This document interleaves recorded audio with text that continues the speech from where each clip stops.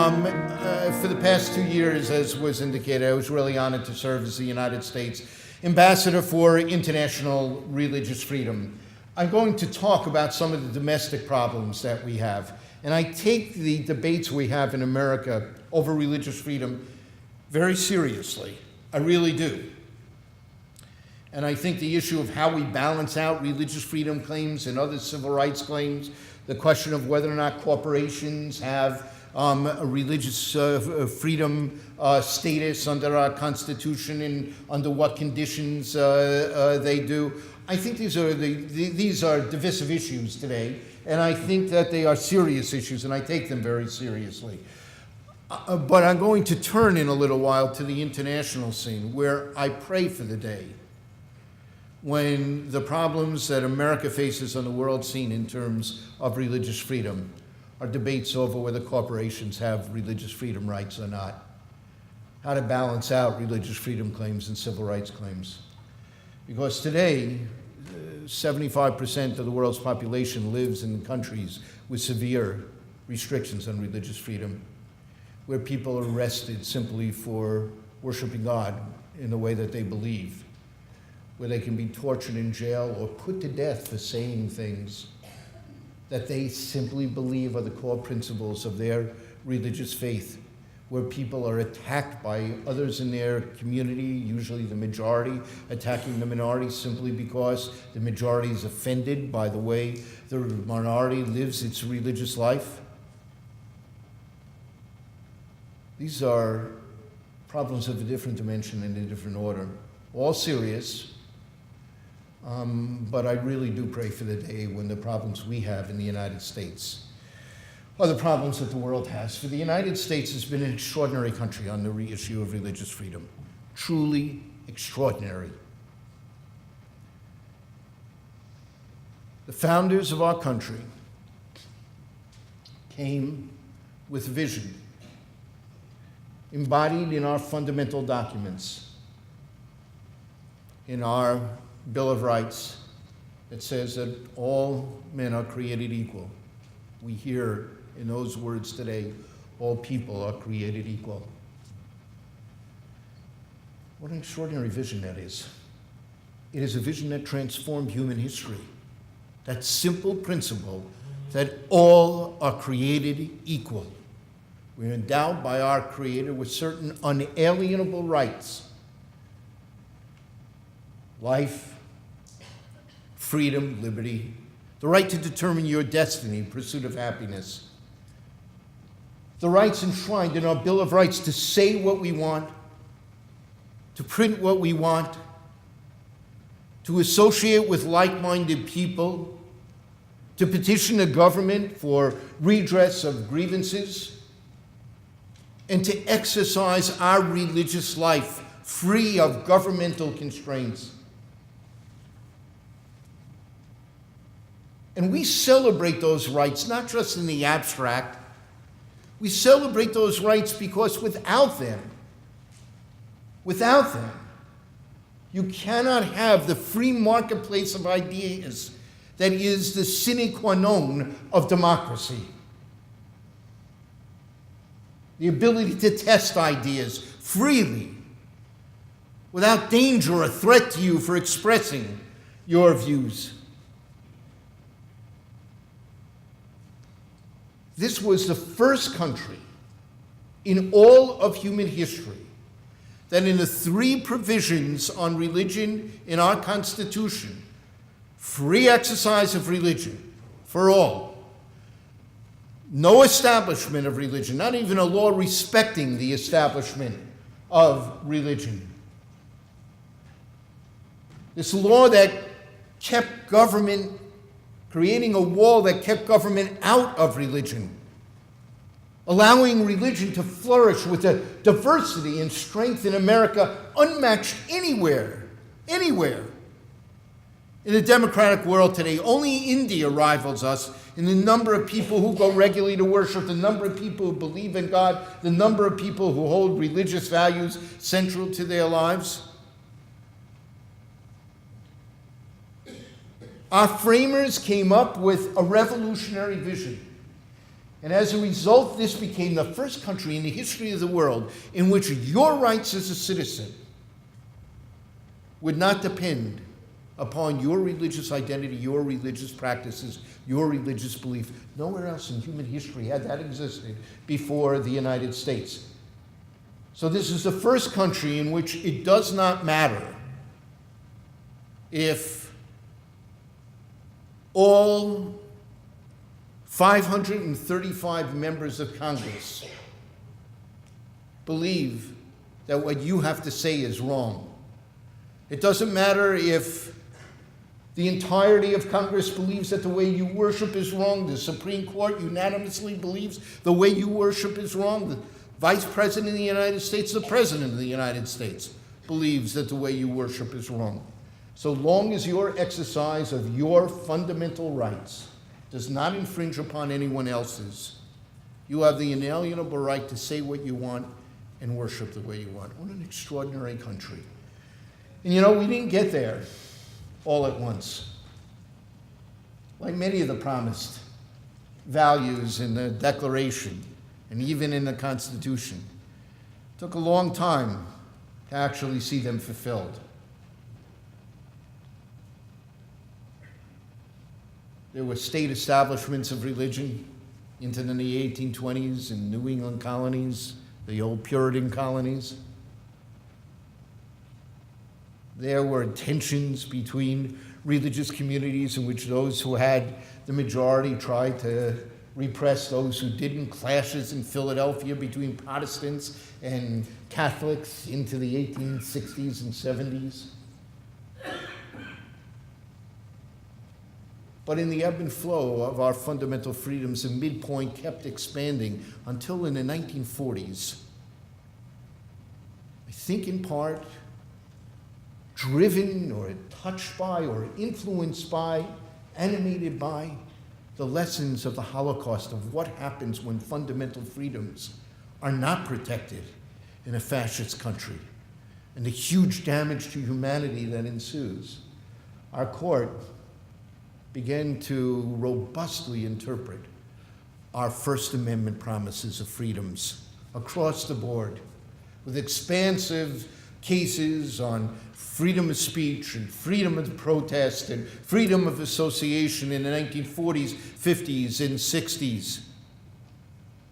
And that included separation of church and state, robustly interpreted by these courts, and freedom of religion. And these were implemented then by and followed by laws being passed by Congress that further enhanced these fundamental freedoms. And we saw the expansion of rights for minorities, for African Americans and Latinos, for women, for religious minorities, for the disabled, expanded by federal laws and by court decisions, creating a very different American, where today there are nearly 200 million women and minorities in this country who enjoy rights and opportunities that their great-grandparents could have only dreamed of. What extraordinary advances, and we know how far we still have to go. We've had painful lessons on fundamental ideas of equality in America, of what white privilege means and the responsibility it entails in terms of race relations in this country. And in the ebb and flow, we seem to be in a flow on questions of fundamental rights these days in many areas that is alarming for us. So that is a quick picture of where we are, but let me tell you what difference it made for the Jew in America. That assertion of the fundamental rights of minorities, of the Warren and Burger courts, was coextensive with Jews after World War II moving out of the peripheries of American society to the very center of American political, academic, economic, professional life in this country. We Jews have known more rights, more freedoms, more opportunities in America than any other country in the history of our 3,000 years of existence. What an extraordinary thing that is for the Jewish people, and what an extraordinary land with all its problems, with all the challenges, with all the failures to live up to those values, live up to those laws that we face. What an extraordinary country this has been for the Jewish community. Now today in religious freedom, we know we face some serious problems. There are growing tensions. Hate crimes have escalated against Jews. Hate crimes have escalated against Muslims. The highest numbers of hate crimes religiously have been against Jews, still at least 50% higher than the Muslim community, more than any other group. But African Americans are still far and away the major targets of hate crimes. But hate crimes against the LGBTQ community have escalated. Part of that has been the rampant expansion of hate speech that has come because of the internet and the anonymity of the internet. We know that what the pattern has been in terms of anti-Semitism in America, that since the end of World War II, for about 50 years, the number of people holding anti-Semitic attitudes, or certainly the percentage, has fallen fairly consistently without a great glitch in the graph, according to the ADL polls. And it's been coextensive with the rise of educational standards.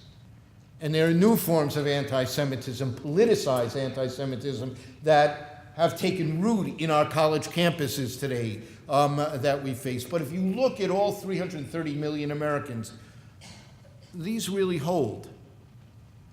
So we are facing challenges in this area today that are deeply alarming.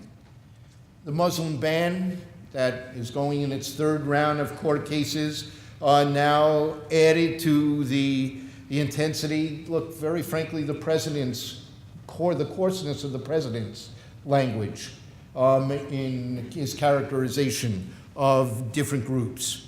A coarseness that was criticized by almost every major Jewish organization in the country, the ADL, the American Jewish Committee, the Reform Conservative movements. Here, virtually every major Jewish organization in the country has taken issue with the president's rhetoric about groups and about individuals here. And that has given a stamp of approval, a hechsher, to those who are willing to say and do things that since the end of World War II until now, there have been social and cultural constraints against expression. You couldn't make it in mainstream life if you said denigrating things about minority groups in this country.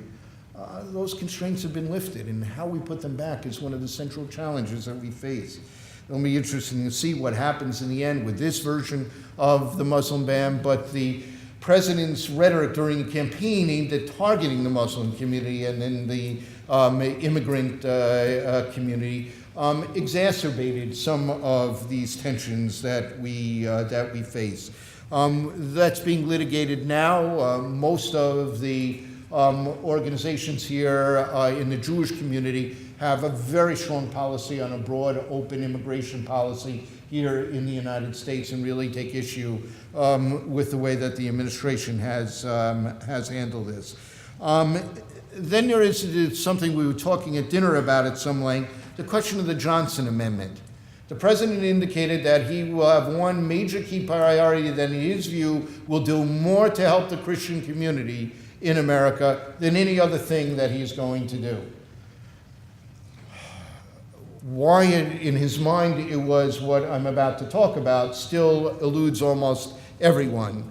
But it was to undo the 1954 limitation on nonprofit entities in the United States engaging in partisan political activity.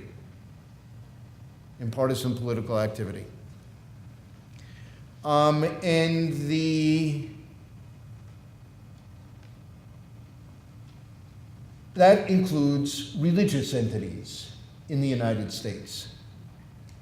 No nonprofit can use a penny of their money to oppose a candidate or support a candidate. They can't use it to oppose Hillary Clinton or support Hillary Clinton. They can't use it to oppose President Trump or support President Trump. They can't use a penny of money to do that.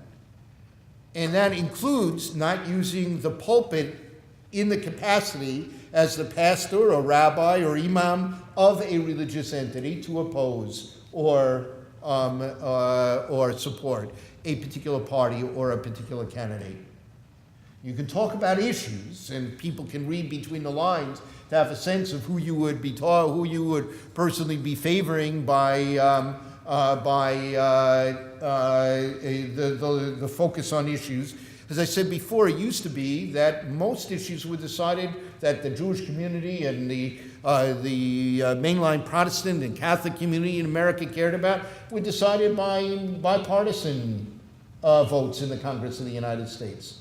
Whether we're talking about the labor movement, the women's rights movement, the environmental movement, the Soviet Jewry movement, the pro-Israel movement, the civil rights movement, the anti-war movement, whatever it was that happened in the 20th century that people worked hard on, it happened because of a bipartisan coalition, as well as multiracial, multi-ethnic, multi-religious coalitions all across the country. Here. Today, the same positions are partisan.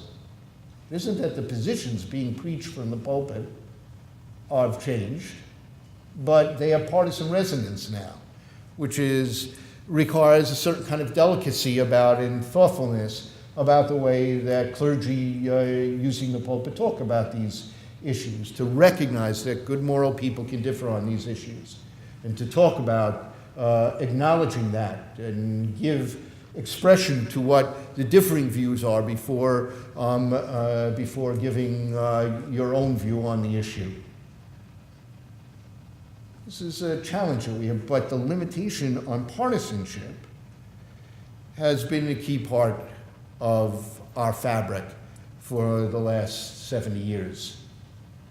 Now, why is this important, and why is undoing this a bad idea? It's a bad idea, first, because it's not needed. And right now, no one's going to get locked up for violating the restrictions. You just jeopardize the tax exemption of the entity of which you're a part. But the Constitution protects the right of every clergy person to have freedom of the pulpit, including endorsing candidates. And in general, the IRS has not been rigid about doing it. It's required fairly blatant activity for the IRS to actually get involved. The last time I actually took the tax exemption, it was when the Pierce Street Church in New York took out a full-page ad against Bill Clinton in the New York Times, telling everyone not to vote for Bill Clinton, and spent a couple $100,000 doing it. I mean, it takes something really flagrant to do this.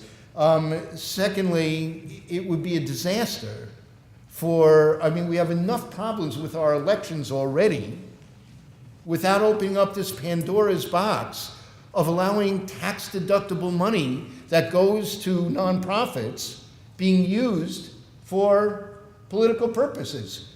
All those people who give money to the politicians that they like, liberal or conservative, Republican or Democrat or independent, all the people who give that money, if they have a choice of getting a tax deduction for it by giving it to a nonprofit that can pass it on, or as an independent entity use it to help and support a candidate, they're all going to give massive amounts of money and take the tax exemption. And think of the pressure that that's going to put on the clergy in the country. Huge donors come in and say, I'll give $1 million to this church if I can give you another $1 million that you'll use to help this candidate. What does the pastor do?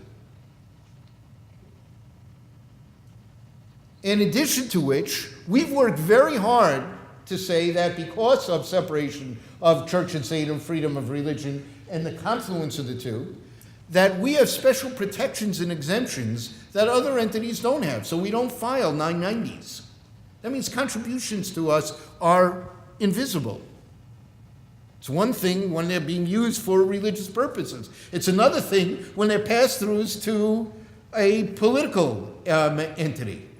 So not only will you have more people using this vehicle in order to get the tax deduction, but you then have the money disappear. There's no transparency. So all the campaign finance rules that say that every penny that goes to into campaigns has to be reported is going to disappear.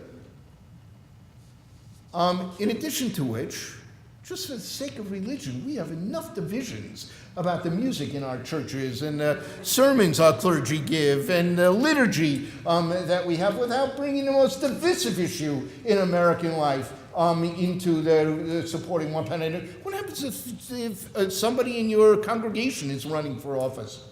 What happens if the two people are running for the same office? You've got a pastor, both families. What do you do?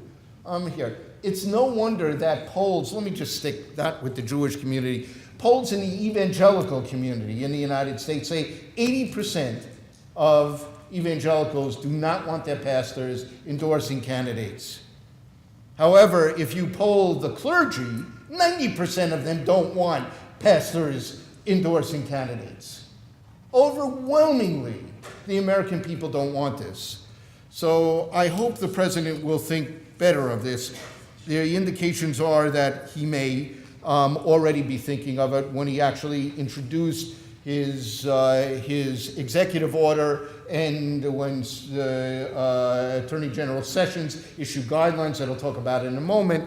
They actually did not try to undo these limitations, and I think that's good for American public life, and I think it is good for the religious community as well. The most divisive issue today is the competing, what happens when people say, I have a religious right to discriminate against somebody. I don't want to hire someone because their religion is offensive to me, or their behavior is offensive to me. You know that there are a number of cases that have been working their way up through the courts. One is before the Supreme Court now, Colorado case that the Supreme Court held that a baker could not refuse to make a cake for an LGBT couple. Some of the facts are a little contradictory in this. The owners of the said, I'm not discriminating against the LGBT. If they want to come in and buy stuff, we'll sell to them. I just don't believe in that a marriage is anything other than a marriage between a man and a woman. So don't make me be part of a marriage that I am offended by. And therefore, it violates not just their religious beliefs here, but it is a violation of freedom of expression because they're being forced to make a cake for the couple. This is an interesting debate because there are really valid moral principles in tension with each other on this. In other words, if I said to you, what would you do if you were a baker and people from Westboro Church, Baptist Church, you all know that's that church that is horribly anti-LGBT. They go and they protest burials of soldiers who are gay, and they have the most horrific kinds of signs. And here, it is a terrible expression of the right of religious freedom, and the courts have upheld their right to protest, although time, place, manner, they uphold ways of keeping them away from things that they would interfere with here. But they have the right to protest even with repulsive messages. Well, if you were a baker and someone said, I want you to come and make a cake for me, would you do it? Say, I don't want to be part of anything that they're doing here. That's really a tough decision here. What happens if someone says, my religion is a white supremacist religion. I want you to put a swastika on the cake. Would you do it? On the other hand, if you say you have the right to discriminate on religion, what happens if someone says, I don't like Jews. I don't like Catholics. I won't do a wedding, a make-o cake for a Jew or a Catholic. Should that be allowed? Where does it stop? What happens if someone says, I have a white supremacist religion. There are white supremacist churches in the United States. Says, I'm not going to ever make a cake for a black person. Could you do that? And if it goes beyond making a cake, but it goes into hiring practices, then it becomes even worse. I mean, can you imagine you go up to a store and say no Catholics or Muslims or Jews need apply? We're not going to hire you because we're offended by your religion. Could you really do that? It would put an end to civil rights law in this country, particularly with the Hobby Lobby case saying corporations, so it's closely held corporations, smaller corporations that are owned by a limited number of people, have religious freedom rights, and they can discriminate. But that means there'll be millions of entities in the country that would be able to make these kinds of decisions. It would be the end of our civil rights. These are very complex cases.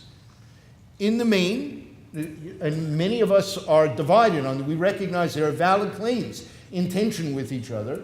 I think it is the expression part of it that is harder than the religious claims. I think the question of, is there really a substantial burden on the religious claims of the baker in this case, is a weaker argument than the expression part of it. In other words, if you were a musician, a singer, and somebody said, and you said, hey, as a singer, I want to sing at Jewish weddings. It's what I'm trained to do. I don't want to do anything else. Someone could say, I want you to come and participate in a Christian wedding, and you would have to do it.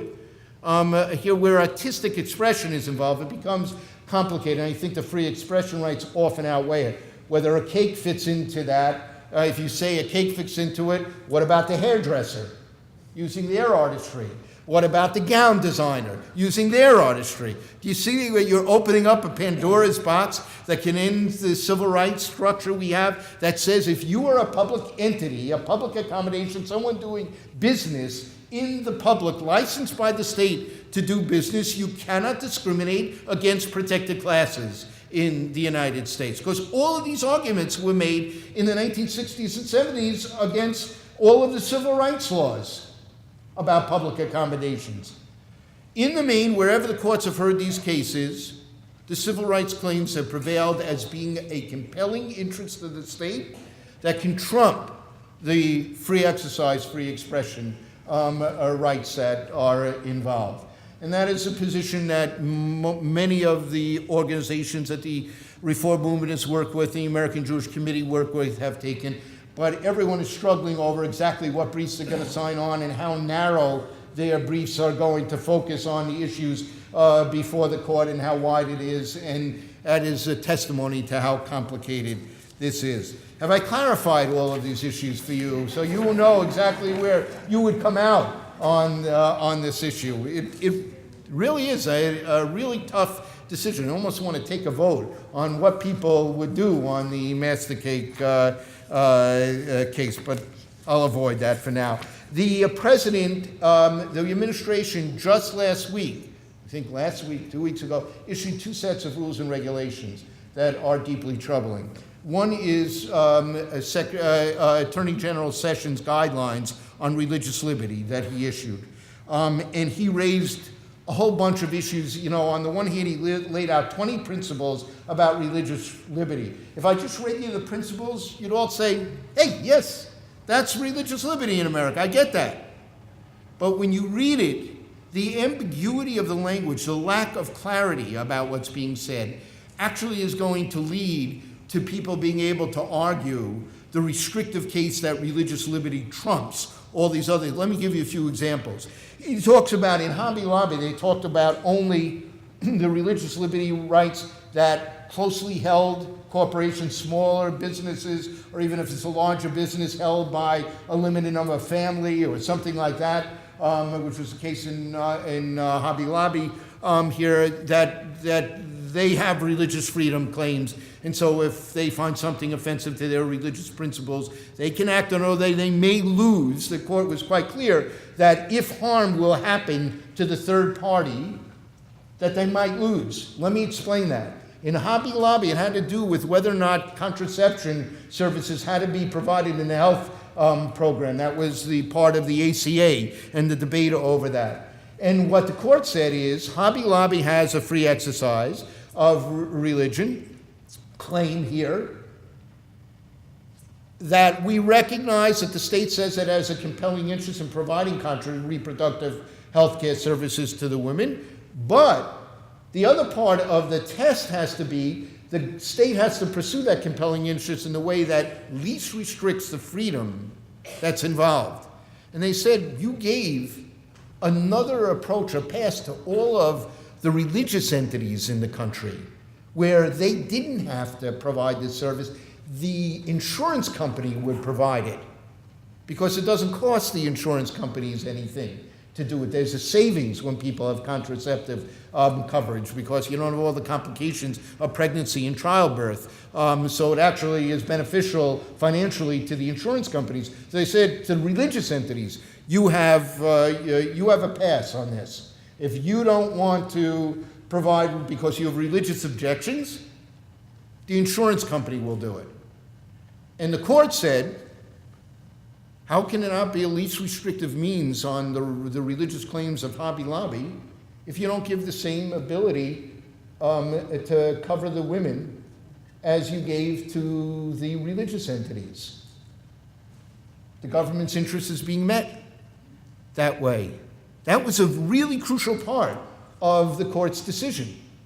But it made it clear that if it might have had an impact on the women, if they wouldn't be able to get any coverage, this might have been different. Right? Now, in these guidelines, that disappears. And they talk not just about closely held corporations, but all businesses as having religious liberty claims as well. And there's no balance. All the religious liberty claims, there's no limitation against the compelling interest really mentioned except in one provision of the 20 that they have here. So this is a very serious restriction for us. And when they talk about you got to treat religious entities exactly the same as you do non-religious entities. See, the problem is you can't have it both ways. If we have all these special protections, we don't have to report on lobby disclosure forms, we don't have to report on 990s, we're exempt from all kinds of things that other groups, even nonprofit groups, are not exempt for. And if we have that, here you can't then say, just treat us like everyone else when it comes to getting the money. If you want government money, you got to play by the same rules everyone else does. You want to be able to discriminate under Title VII in who you hire religiously? That's fine. But if you take government money, tax dollars should not be used to discriminate. The notion that you pay your tax dollars and then you go to get a job that's being paid for by a federal grant or a federal contract, and the person hiring you with your tax money can say, don't apply because I don't want any Jews here. I don't want any Lutherans here. I don't want any Methodists here. I don't want any Buddhists here. I don't want any atheists here. You know, how does that work here? And yet some of the courts have actually upheld that, and the administration actually argues that that's a right to have. Those are the kinds of debates in the guidelines just issued last week. And then there is the contraceptive guidelines that expand from religious objections to contraception to moral objections to contraception, no matter what the ground is. So you don't have to have a religious objection to it. If you have any kind of moral objection, you don't have to provide contraceptive coverage under the new guidelines that were passed last week.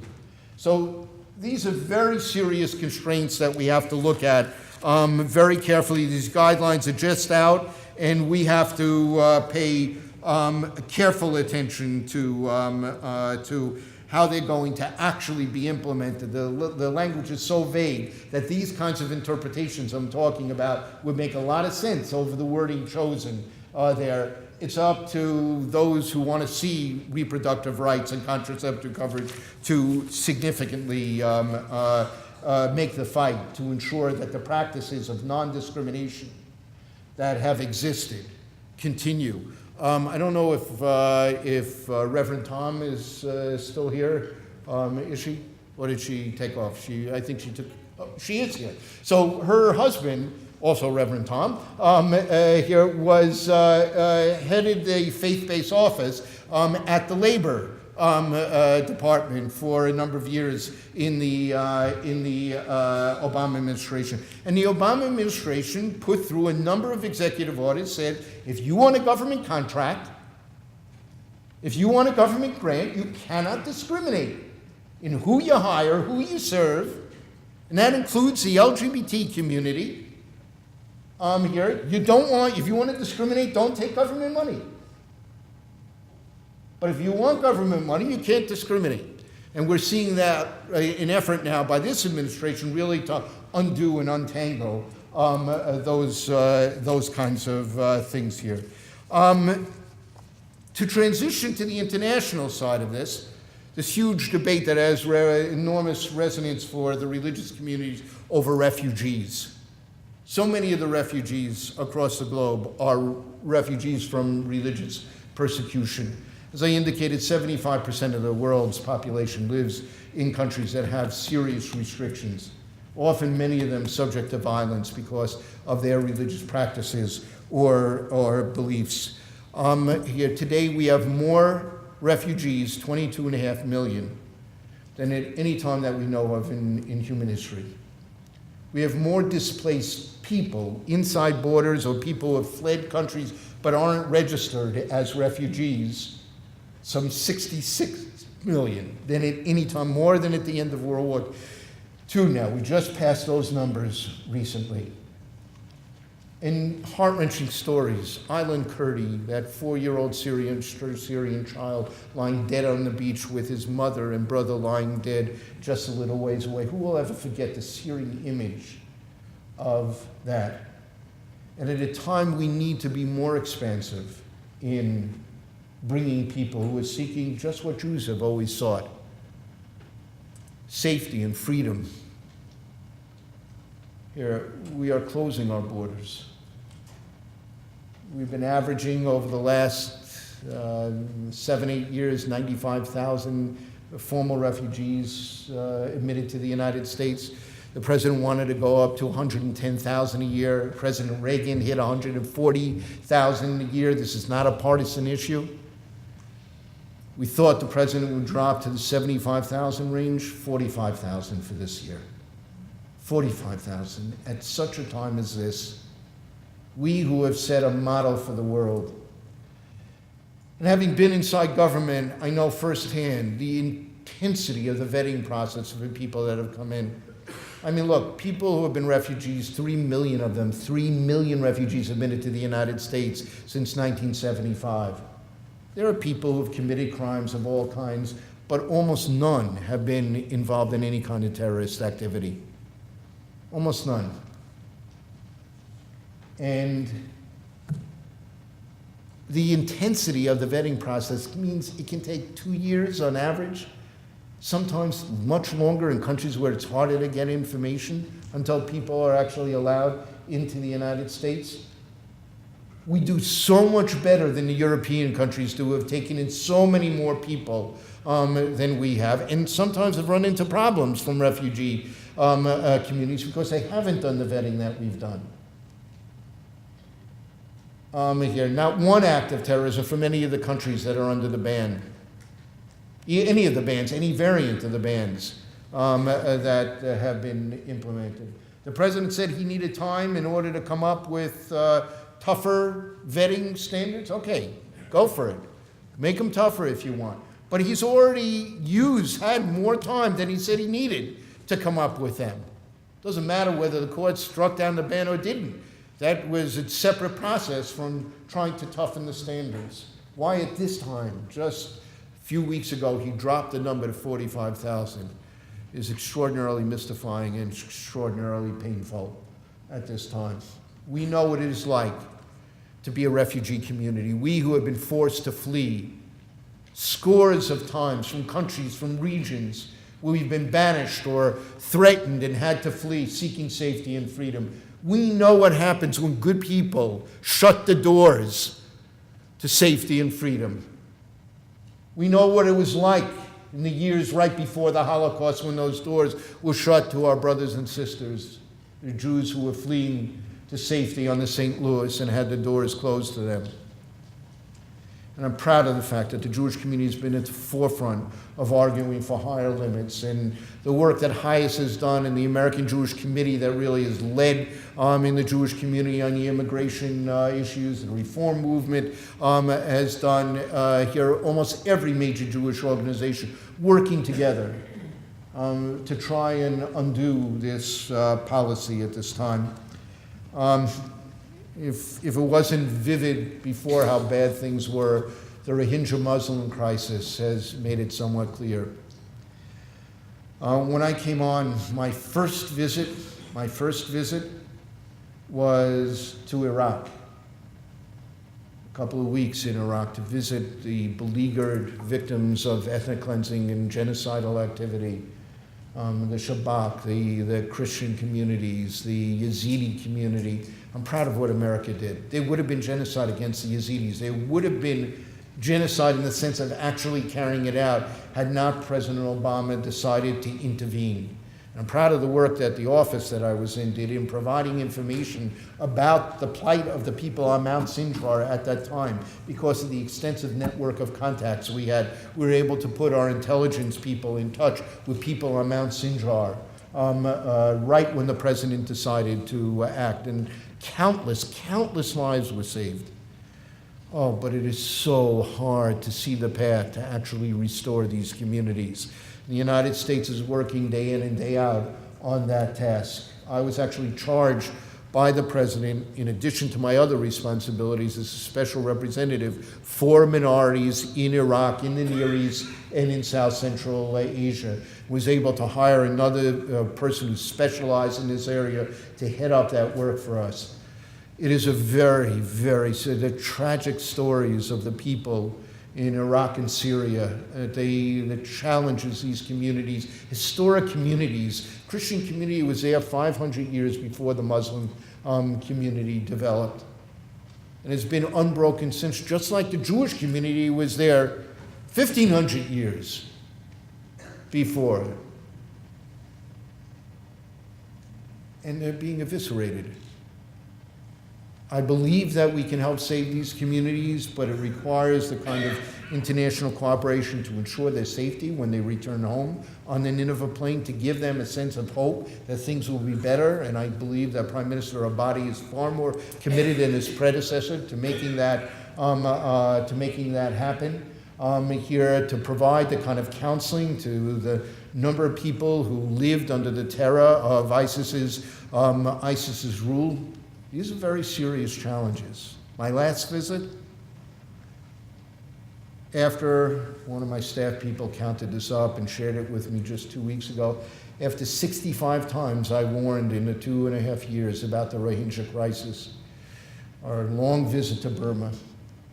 My last visit was to the refugee camps in Bangladesh at Cox's Bazar, that before this latest violence were bursting at the seams, and now another 300,000+ people have had to flee.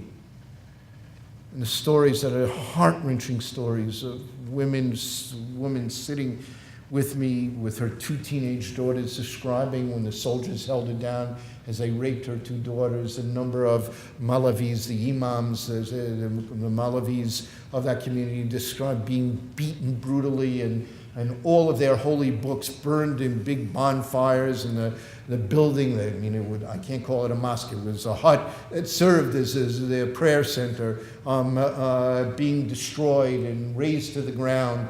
I hear the stories of mines on some of the escape routes the refugees are using, that they're facing landmines on some of these escape routes.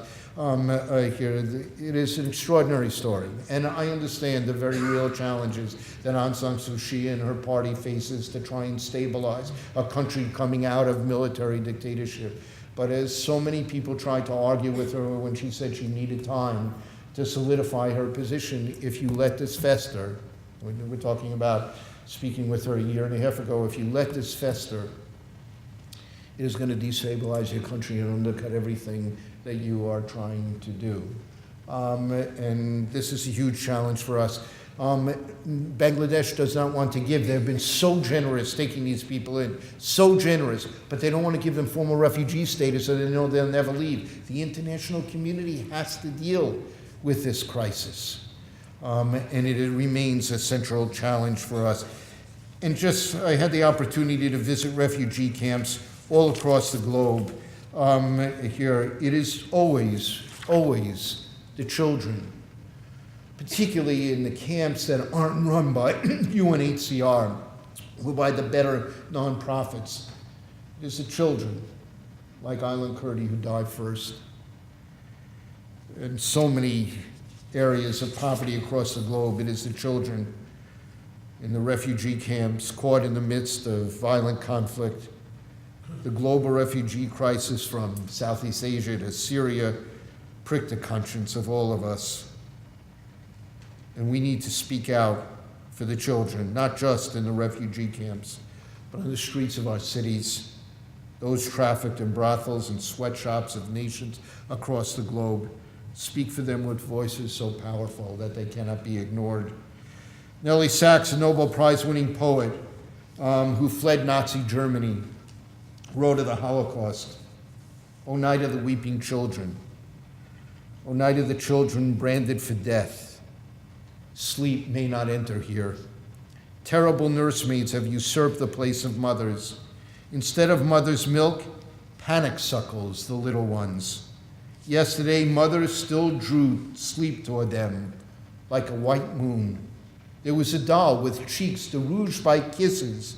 In one arm, the stuffed pet already brought to life by love, and in the other, now blows the winds of dying, blows the shifts over the hair no one will ever comb again." My friends, we cannot turn our back on these refugee communities. We cannot do everything. That's not the question. The question is, can we do much better than we are doing? The Jewish community, the religious communities of America need to be the first to stand up to say, yes, we can, and we will. So this nation, founded by refugees, we above all must speak out. And if the problem of the non-state actors, the ISISes, the Boko Harams, more people have been killed by Boko Haram than Al-Shabaab and ISIS and Al-Qaeda put together in the last 3 years. Spent a lot of time in north of Nigeria, where Boko Haram has a very, very strong foothold. And it is terribly violent in many areas of the world, simply because people, these extremist groups, are willing to impose their views on others, whether they're militant Buddhists who don't like Muslims in their midst in Burma, whether they're in Boko, or whether they are ISIS's, devastation not just of the non-Muslim communities, but of Muslims who worship differently than we, even Sunni Muslims who don't worship the way they want. I mean, think of the killing also of the Copts, the beheading of the Copts in Libya by ISIS. Here, these are devastating development in the struggle for religious freedom across the globe. Non-state actors willing to use the most brutal force to impose their views on their own and anyone who differs with them religiously, who they will drive out or kill. And then we have the blasphemy laws, the laws that punish people for saying what they want. I mean,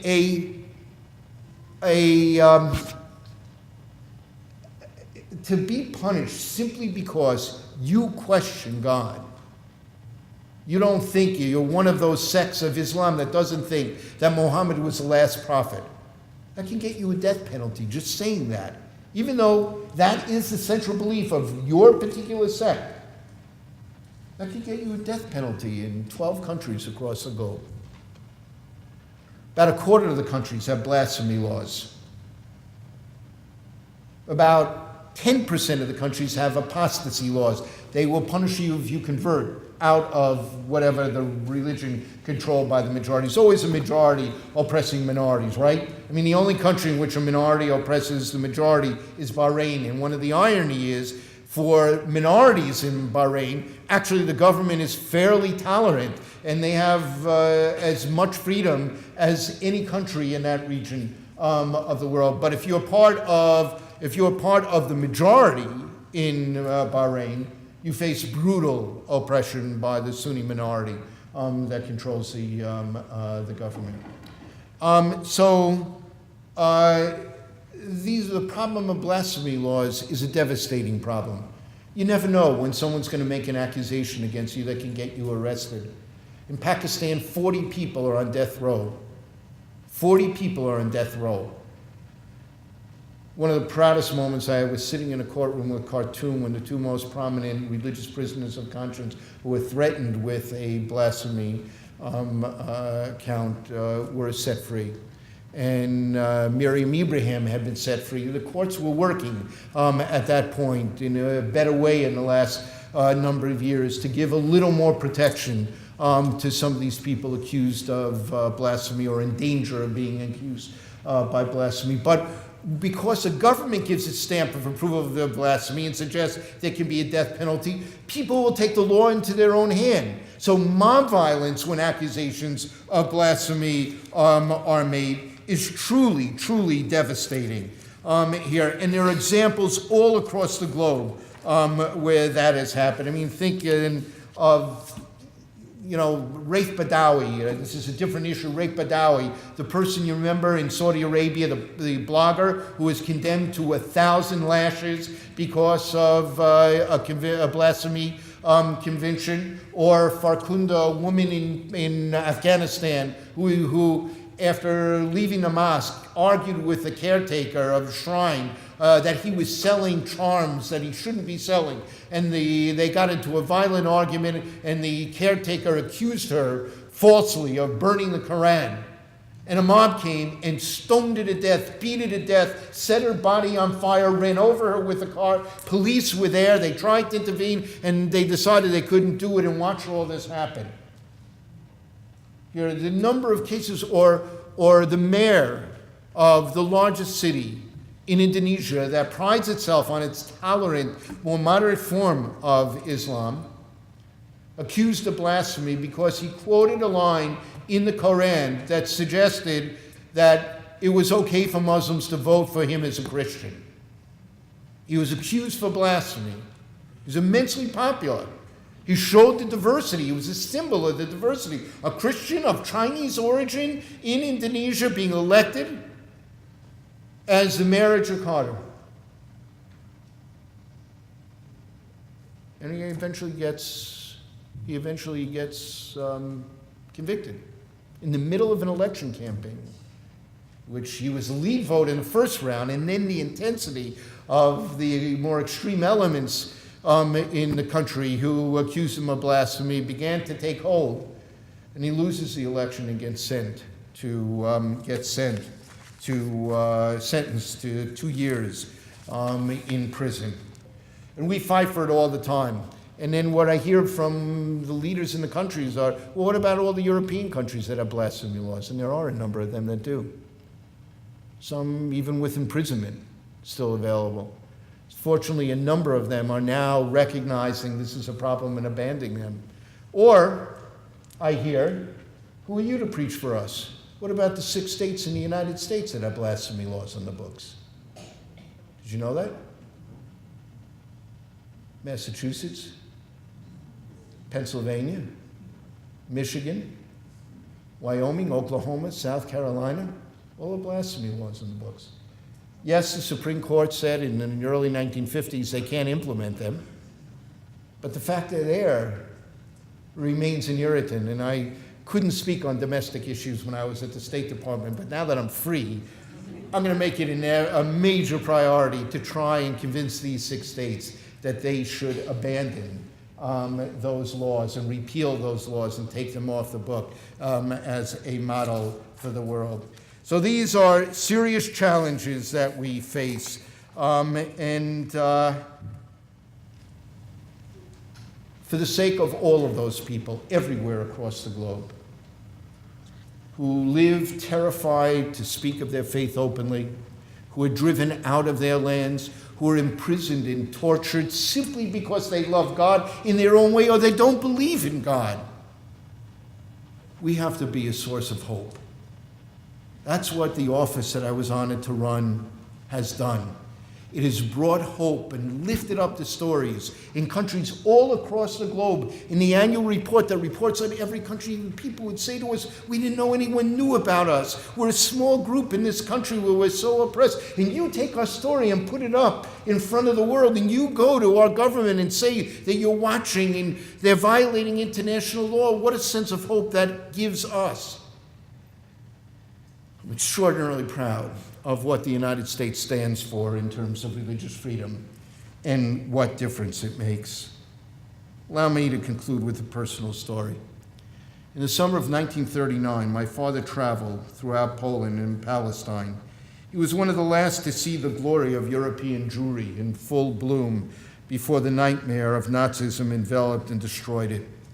He visited Danzig, now Gdansk, where Solidarity or Lech Walesa first came to fame, just days after the Nazis had been elected in the May election. He went with enthusiasm to see the magnificent, historic main synagogue of this vibrant Jewish community. To his utter dismay, it lay in ruins. Only the portal over what had been the beautiful entrance front doors was still intact.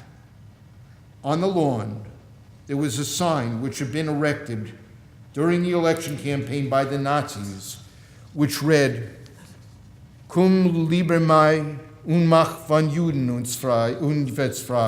Come, dear month of May, and free us from the Jews. With a chilling sense of the impending disaster symbolized by this scene, the destruction of this extraordinary temple. Extraordinary. He looked upward and saw the words, an ancient vision of Malachi, still inscribed over the remaining doorway. Halo av echad lecholanu, halo el echad bera'anu. Have we not all one Father? Has not one God created us?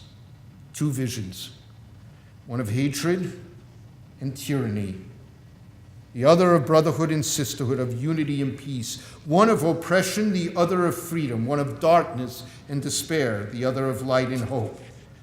That is a choice we face today. And the United States must be a source of hope and light for all the world. This is a time, more than ever, where those values we gave to the world need to shine like a beacon of hope for all humankind. May we be worthy of the heritage entrusted us. Thank you.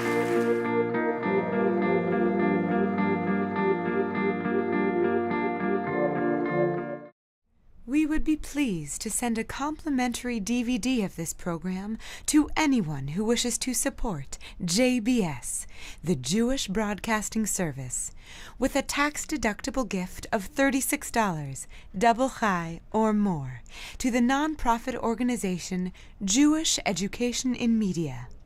Simply visit the JBS homepage and click on the Donate button to make a donation by PayPal or your credit card. And please indicate the program for which you would like a DVD. Or you can send your tax-deductible check made out to Jem, Post Office Box 180, Riverdale Station, Bronx, New York 10471. And again, please remember to indicate which program you would like to receive with our compliments. And we thank you for your kind support.